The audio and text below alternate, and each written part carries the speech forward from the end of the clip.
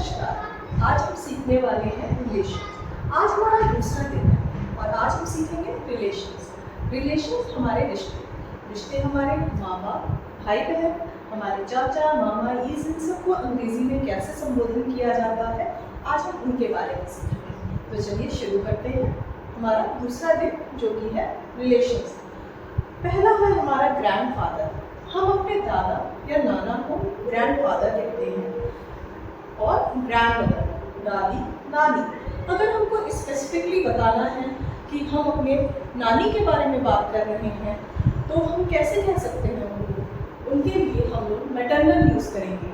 She is my maternal grandmother, यानी कि हमारी नानी। और अगर हमें अपनी दादी के बारे में बताना है कि हम अपनी स्पेसिफिकली दादी के बारे में बात कर रहे हैं तो हम वर्ड यूज़ करते हैं मैटरनल। आप देख सकते हैं मैटरनल यानी माता की तरफ से, पैटर्नल माने पिता की तरफ से। तो अगर हम मैटरनल बोलते हैं मतलब हमारी मैटरनल ग्रैंडमदर हमारी नानी, और पैटर्नल ग्रैंडमदर यानी हमारी दादी। यही सेम चीज़ ग्रैंडफादर के लिए भी हम यूज़ कर सकते हैं। पैटर्नल ग्रैंडफादर मतलब हमारे दादाजी, मैटरनल ग्रैंडफादर यानी हमारे नाना जी। तो चलिए अगर आपको समझ में आ गया है तो हम आगे बढ़ते हैं। तीसरे नंबर पे आता है हमारे फादर। फादर यानी पिता। फिर मदर, मदर माने माता और माँ। आगे अंकल। अंकल हमारे कोई भी हो सकते हैं। हिंदी के अनुवाद में हम लोग क्या करते हैं कि हमारे अलग अलग होते हैं, जैसे चाचा, ताऊ, मामा, मौसा, सबको हम लोग अलग अलग श्रेणी में रखते हैं। लेकिन इसमें अंग्रेजी में हम लोग सबको अंकल ही बोलते हैं। अब अंकल में हम लोग ऐसा कर सकते हैं, अगर आपको स्पेसिफिकली बताना है कि अंकल हमारे मामा हैं या मौसा है तो हम लोग मैटरनल शब्द का यूज़ करते हैं। जैसे कि मैंने आपको ग्रैंडफादर और ग्रैंडमदर में बताया, वैसे ही मैटरनल अंकल यानी हमारे मामा या मौसा।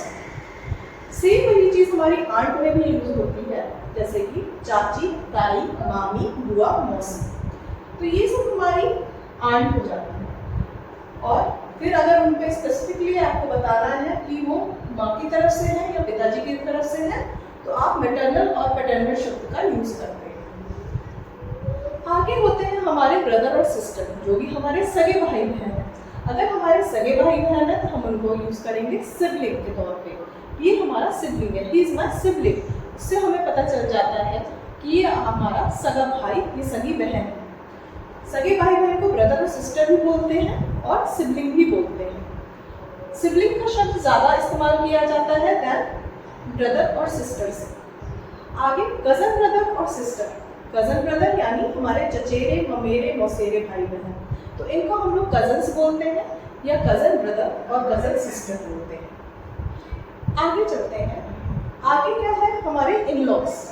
इन-लॉज कौन होते हैं हमारे जो ससुराल पक्ष के लोग होते हैं, हम उनको इन-लॉज कहते हैं। जैसे कि सास, ससुर, देवर, देवरानी, इनको हम लोग क्या करेंगे, इन-लॉज लगाते हैं हमें। जैसे अगर मेरी सास है तो मैं उनको क्या बोलूँगी, मदर इन लॉ। हमारे ससुर हैं तो फादर इन लॉ, और देवर है तो ब्रदर इन लॉ, ननद है तो सिस्टर इन लॉ। देवरानी को भी हम लोग सिस्टर इन लॉ ही कहते हैं और नंदोई को भी हम लोग ब्रदर इन लॉ ही कहेंगे। तो ससुराल पक्ष में जब भी आप किसी का संबोधन कर रहे हैं तो आपको उसके आगे इन लॉ लगा देना होता है। जैसे कि भी मैंने बताया, father in law, mother in law, brother in law, sister in law. इतना ये सारे रिलेशंस होते हैं हमारे। और मिस्टर, मिसेस, मिस, ये हम क्यों लगाते हैं नामों के आगे, इसका भी मैं आपको बता देती हूँ उदाहरण। जैसे कि अगर आप किसी लड़के के बारे में बात कर रहे हैं और वो आपसे उम्रदार है, थोड़ा सा उम्र में बड़ा है, तो आप क्या कर सकते हैं, उसके नाम के आगे मिस्टर लगा सकते हैं। जैसे मिस्टर रमेश, मिस्टर घनश्याम।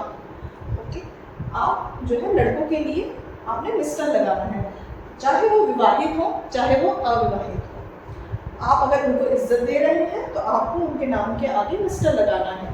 अगर आप अपने पिताजी का नाम ही किसी को बता रहे हैं तो भी अगर आपके पिताजी का नाम है मिस्टर राज तो आपने उनका नाम कैसे लेना है, mister Raj. My father name is mister Raj. आपको मिस्टर ज़रूर लगाना है क्योंकि आप उनको इज्जत दे रहे हैं। आगे मिसेस। मिसेस जो है विवाहित महिलाओं के लिए भी इस्तेमाल किया जाता है। जैसे अगर आप अपनी माँ का माता का नाम बता रहे हैं तो उनके नाम के आगे मिसेस लगेगा।